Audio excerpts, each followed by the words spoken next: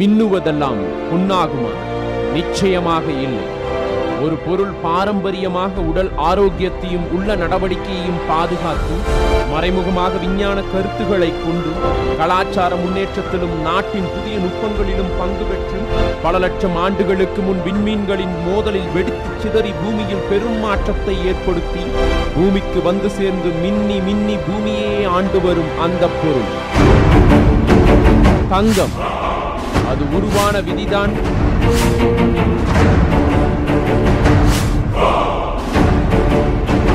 சொர்ண ரகசியம். உலகத்தின் வளமையின் அடையாளம் தங்கம் தான் அப்படின்னு சொன்னா, மக்கள் பயன்பாட்டில் அதிக அளவில் தங்கத்தை சேகரித்து வைத்திருக்கக்கூடிய நம்மளுடைய இந்தியா தான் உலகின் வல்லரசாக இருக்க முடியும். ஏன்னா நம்முடைய பெண்களுடைய காதுகளிலும் கைகளிலும் நம்ம வீட்டு பீரோக்கள்லையும் லாக்கர்லையும் நம்ம சேகரித்து வைத்திருக்கக்கூடிய தங்கத்தின் மதிப்பு 20,000 டன். இதை ரூபாய் மதிப்பில் பார்த்தோம்னா 50 லட்சம் கோடிக்கும் அதிகம். இந்த அத்தனை தங்கத்தையும் ஒரே சமயத்தில் நம்ம விற்பனை செஞ்சோம்னா நம்முடைய மொத்த மக்கள் தொகையான 121 கோடி பேருக்கும் ஒவ்வொருவருக்கும் தலா 37,000 ரூபாய் கொடுக்க முடியும் அப்படின்னு ஒரு சர்வே சொல்லுது.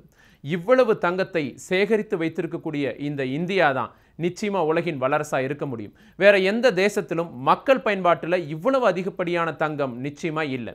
தங்கத்தை விரும்பாத பெண்கள் யாருமே இல்லை. அணிகலன்களுக்காக அழகழகான அந்த நகைகளுக்காக தங்கத்தின் மேலே ஒரு ஈர்ப்பு இருந்துச்சு. இன்றைக்கு சமீப காலங்களில் தொடர்ந்து விலை ஏற்றத்தை சந்தித்து வரக்கூடிய இந்த தங்கம் மக்கள் மத்தியில் ஒரு சேமிப்பு பொருளாக மாறி போயிடுச்சு. அதனால் இந்திய தேசத்தை சேர்ந்த மக்கள்னால உலக சந்தைகளிலிருந்து நிறைய தங்கம் வாங்கப்படுது. இப்படி உலக சந்தைகளிலிருந்து இந்தியாவால் நிறைய தங்கம் வாங்கப்படுறனால இந்தியாவில் பயன்பாட்டில் அதிகப்படியான தங்கம் தொடர்ந்து இருந்துக்கிட்டே வருது. புதுப்பிக்க இயலாத வளமான இந்த தங்கம் இந்திய மக்களால் தொடர்ந்து வாங்கப்பட்டுட்டு வருது. ஒரு காலகட்டங்களில் பூமியில் இருந்து நிச்சயமாக தங்கம் கிடைக்கிறது நின்று போயிடும். ஏன்னா இது ஒரு புதுப்பிக்க இயலாத வளம். அப்படிப்பட்ட காலகட்டத்தில் இந்தியாவில் தான் அதிகப்படியான தங்கம் இருக்கும். தங்கம் சாதாரண நடுத்தர மக்களுக்கு எப்போதும் எட்டாக்கனியாகவே இருக்கின்றது.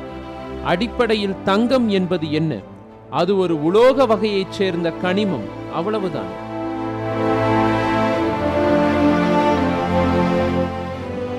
மனிதனின் உயர்ந்த குணத்தை உணர்த்தி சொல்ல தங்கமான மனிதன் என்று குறிப்பிடும் வழக்கமும் நம்மில் உண்டு. தங்கம் போற்றத்தக்கதா? ஏன் தங்கத்திற்கு இவ்வளவு முக்கியத்துவம் கொடுக்க வேண்டும்? அது அழிந்து வரும் கனிமம் என்பதாலா? உலகில் தங்கம் குறைந்து வருவதற்கு யார் காரணம்? இப்படி நம்மிடையே நிறைய கேள்விகள் உண்டு.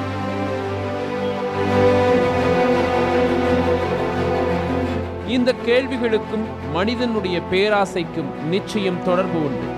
தங்கத்தின் அளவு குறைந்து வருவதற்கு காரணம் நம்மிடையே உள்ள ஆசைதான் என்கின்ற மறுக்க முடியாத உண்மையை நாம் ஏற்றுக்கொண்டுதான் ஆக வேண்டும். தங்கம் என்பது பூமியில் இருக்கும் மண், கல் இவற்றை போன்ற ஒரு சாதாரண பொருள்தான். ஆனால் ஆரம்ப காலம் தொட்டு இதற்கு நாம் கொடுத்த மரியாதையும் முக்கியத்துவமும் அதிகம். அதனால்தான் இதனுடைய விலை காலாகாலமாக தொடர்ந்து உச்சத்திலேயே இருந்து கொண்டிருக்கின்றது. இந்த விலை குறைய வாய்ப்பிருக்கிறதா? நிச்சயம் இருக்கின்றது. எப்பொழுதென்றால் மனிதகுலம் தங்கம் என குறிப்பிடப்படும் பொருளுக்கு மதிப்பளிக்காமல் அதை விலை கொடுத்து வாங்காமல் இருக்கக்கூடிய காலகட்டத்தில் தான் அது விலை குறையும்.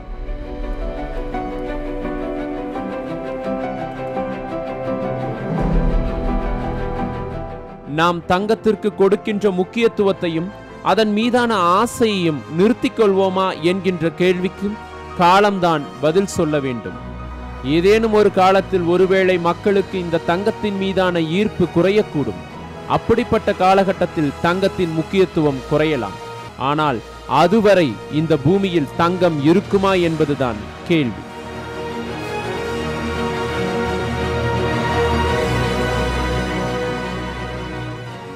மின்னுவதெல்லாம் பொன்னாகுமா? நிச்சயமாக இல்லை. ஒரு பொருள் பாரம்பரியமாக உடல் ஆரோக்கியத்தையும் உள்ள நடவடிக்கையையும் பாதுகாத்து மறைமுகமாக விஞ்ஞான கருத்துக்களை கொண்டு கலாச்சார முன்னேற்றத்திலும் நாட்டின் புதிய நுட்பங்களிலும் பங்கு பெற்று பல லட்சம் ஆண்டுகளுக்கு முன் விண்மீன்களின் மோதலில் வெடித்து சிதறி பூமியில் பெரும் மாற்றத்தை ஏற்படுத்தி பூமிக்கு வந்து சேர்ந்து மின்னி மின்னி பூமியே ஆண்டு வரும் அந்த பொருள் தங்கம். அது உருவான விதிதான்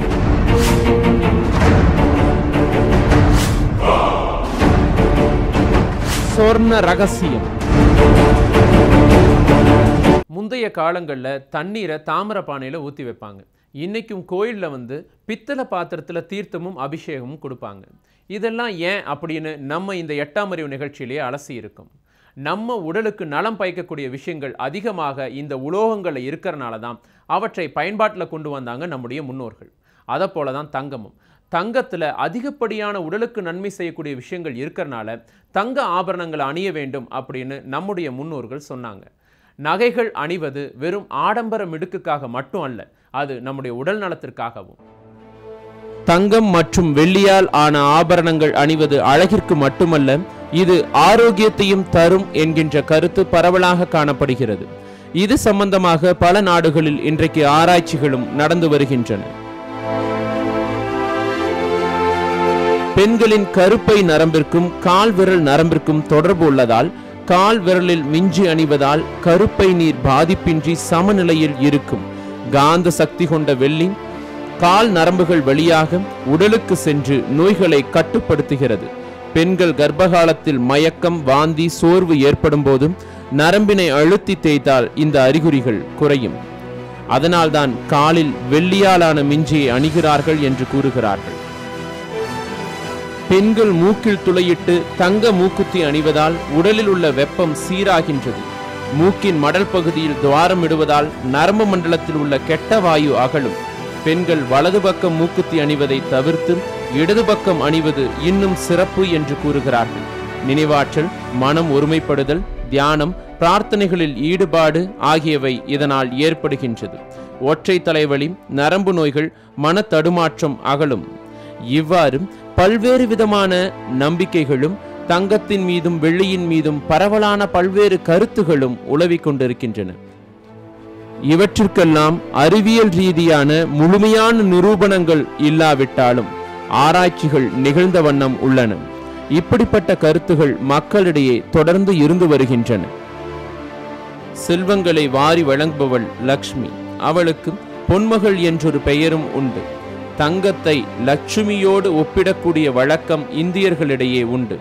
அதனால்தான் தங்கம் என்பது கடவுளாக பாவிக்கப்படுவதால் காலில் தங்க நகைகளை அணியக்கூடாது. கால் கொலுசும் மெட்டியும் அவசியம் வெள்ளியில்தான் இருக்க வேண்டும். தங்கம் இங்கு தெய்வீகமாக, தெய்வமாக கருதப்படுகின்றது. தங்கத்திற்கும் அக்ஷய திருதியைக்கும் நெருங்கிய தொடர்பு உண்டு. அக்ஷய திருதியை நாளில் தங்கம் வாங்கினால் செல்வ வளம் கூடும் என்கின்ற நம்பிக்கை பரவலாக காணப்படுகின்றது. அக்ஷய திருதியை நாளில் தங்கம் வாங்கினால் செல்வம் கூடும் என்கின்ற நம்பிக்கை ஒருபுறம். இது மூட நம்பிக்கை. மக்களின் மனதில் வியாபாரிகள் செய்த மூளை சலவை இது என்கின்ற எதிர்ப்பு இன்னொரு புறம்.